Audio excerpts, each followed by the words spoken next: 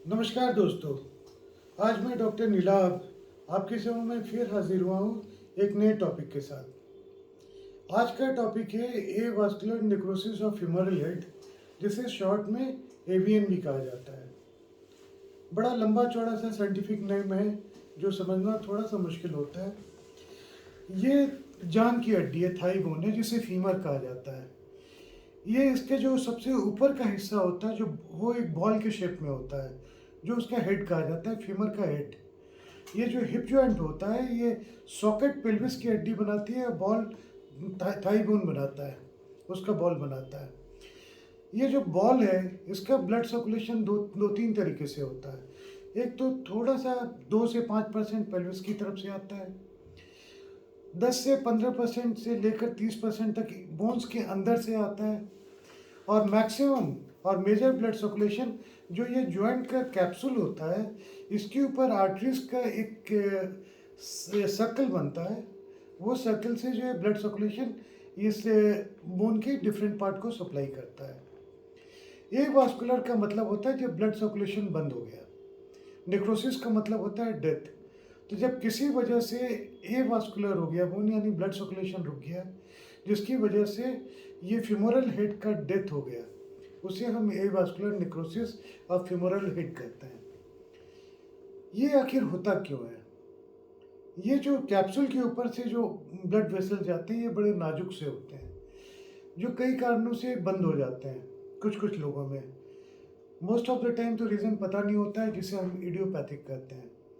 लेकिन जो कारण पता है, चलिए उसको हम डिस्कस कर लेते हैं। जैसे किसी ने स्टेरॉइड लिया, आज की डेट में बड़े यंग से बच्चे आते हैं जो जिम जाते हैं और बॉडी बनाने के चक्कर में स्टेरॉइड का इंजेक्शन लेने शुरू कर देते हैं, जिसकी वजह से इसका ब्लड सर्कुलेशन बंद हो जाता है। अभी जब कोविड टाइम में काफ़ी हाई डोज में लोगों को स्टेरॉइड दिया गया था उनकी जान बचाने के लिए, उनकी जान तो बच गई, लेकिन उन दवाइयों का एक साइड इफेक्ट हुआ कि बोन जो है डेड हो गया, एवास्कुलर नेक्रोसिस हो गया। वैसे ही जो ओबिसिटी होती है, ओबीस पेशेंट में भी ये बड़ा कॉमन पाया जाता है। जो स्मोकिंग करते हैं उनमें भी बड़ा कॉमन पाया जाता है। जिनमें लीवर की प्रॉब्लम हो, डिसलाइपिडीमिया यानी कोलेस्ट्रॉल वगैरह अगर बड़ा हो, उनमें भी पाया जाता है। गाउचर्स डिजीज एक बीमारी होती है, उसमें पाया जाता है। जो स्विमिंग करते हैं सी में, डीप सी में, उनमें कैशंस डिजीज करके एक बीमारी होती है, उसमें भी होता है। कुछ दवाइयाँ होती हैं, जैसे कैंसर की कुछ दवाइयाँ होती हैं, स्टेरॉइड की बात हमने कर ली, और भी कुछ दवाइयाँ होती हैं जिसकी वजह से इसका ब्लड सर्कुलेशन ख़त्म हो जाता है। कैसे ख़त्म होता है बहुत अच्छे से तो हमें नहीं पता है, लेकिन थोड़ा बहुत ये पता है कि जो फैट सेल्स होते हैं वो जाके उनको क्लॉट कर देते हैं। जैसे हार्ट में खून की नसों को ब्लॉक करते हैं, जिसकी वजह से हार्ट अटैक होता है, वैसे ही इन यहाँ भी ब्लड वेसल्स को ये क्लॉट कर देते हैं। जब ये क्लॉट हो जाता है, जब इसका ब्लड सर्कुलेशन ख़त्म होता है, तो कई चीज़ें होती हैं। शुरू में ये हिस्सा जो है वाइट पड़ना शुरू हो जाता है, क्योंकि ये डेड बोन होना शुरू होता है।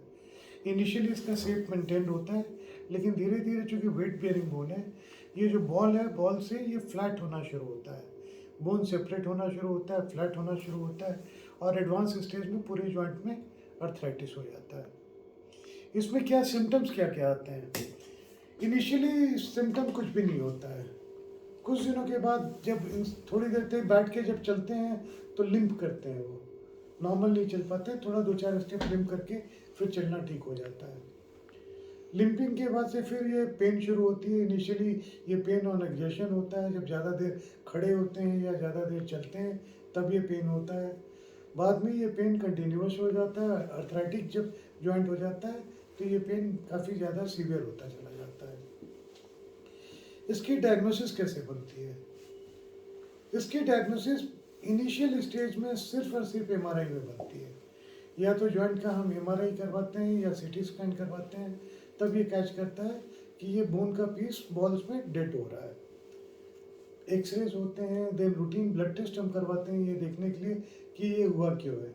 कई बार कारण पता चल पाता है हिस्ट्री से, ब्लड टेस्ट की रिपोर्टों से। कई बार हमें कोई भी कारण पता नहीं चल पाता, जिसे हम इडियोपैथिक बोल देते हैं। अब हमने डायग्नोसिस बना दी। सेकंड हम करते हैं बीमारी की स्टेजिंग, कि ये किस स्टेज की बीमारी है, क्योंकि जो ट्रीटमेंट होता है स्टेजिंग के हिसाब से होता है। फर्स्ट स्टेज में सिर्फ एमआरआई या सीटी स्कैन में चेंज होता है, एक्सरे बिल्कुल नॉर्मल होता है, पेशेंट को कोई खास सिम्टम नहीं होता, लिम्पिंग होती है या थोड़ा बहुत चलने में दर्द होता है।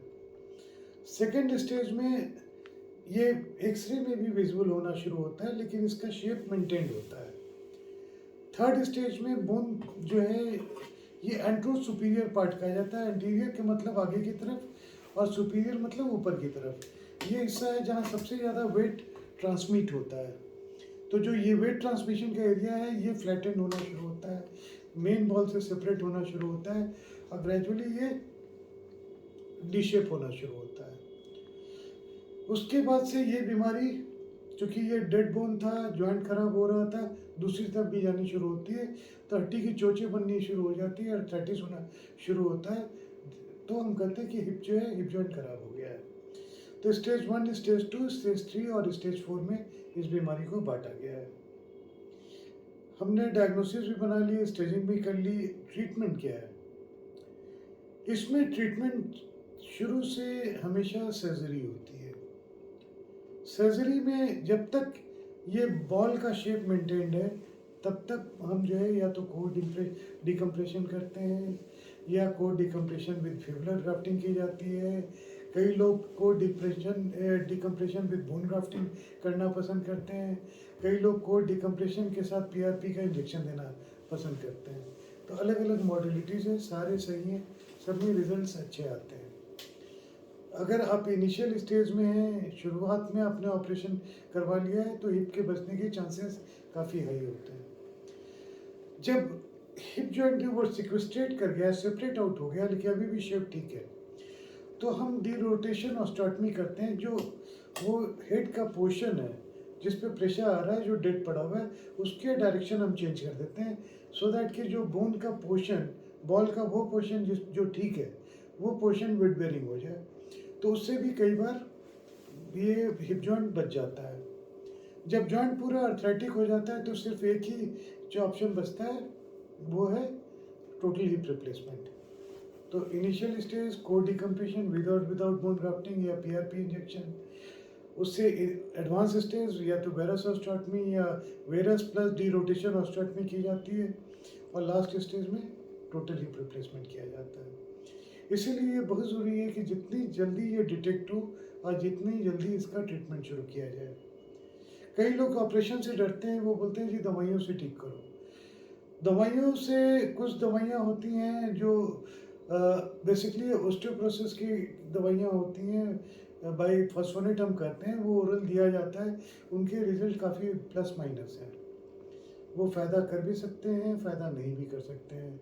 अगर आप वो दवाइयाँ दे रहे हैं तो काफ़ी दिनों तक बेड रिडन रहना पड़ता है, जो लोगों के लिए बड़ा मुश्किल होता है। लोग उठ के बाथरूम चाहते हैं एटलीस्ट कि सर लैट्रिन बाथरूम तो हम जाएंगे, लेकिन वो जो वेट पड़ता है उतना ही वेट जो है ये जॉइंट को ख़राब करने के लिए काफ़ी होता है। इसीलिए प्रेफरेबल होता है कि जितनी जल्दी कोर कंप्रेशन कर दिया जाए कि हिप जॉइंट को बचाने की कोशिश कर दी जाए।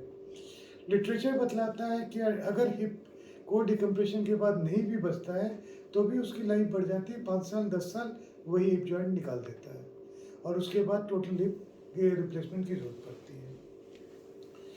अगर आप किसी भी वजह से लॉन्ग टर्म स्टेरॉयड ले रहे हो, जैसे कि किसी को सर्कोइडोसिस हो या सीओपीडी हो या स्किन की प्रॉब्लम हो या ऑर्गन ट्रांसप्लांट हुआ हो या कोई भी और बीमारी हो, वास्कुलाइटिस हो, जिसके लिए स्टेरॉयड आपने लेना ही लेना है, तो आपने काफ़ी अलर्ट रहना है और अलर्ट रह के हिप जॉइंट का हमेशा टाइम पे रूटीनली एक्सरेज इन्वेस्टिगेशंस करवाते रहना है, सो दैट जब भी बीमारी पता चले उसका ट्रीटमेंट शुरू किया जाए। ये बीमारी जो है इसका ट्रीटमेंट है, लेकिन ट्रीटमेंट ऑपरेशन है। अगर ये बीमारी से कोई भी सफ़र करता है उससे ऑपरेशन करवा लेना चाहिए जितनी जल्दी हो सके, सो दैट वो एक नॉर्मल हेल्दी लाइफ अपना लीड कर सके। इस टॉपिक पे आज बस इतना ही। आगे फिर हम दोबारा मिलेंगे किसी नए टॉपिक के साथ। Thank you.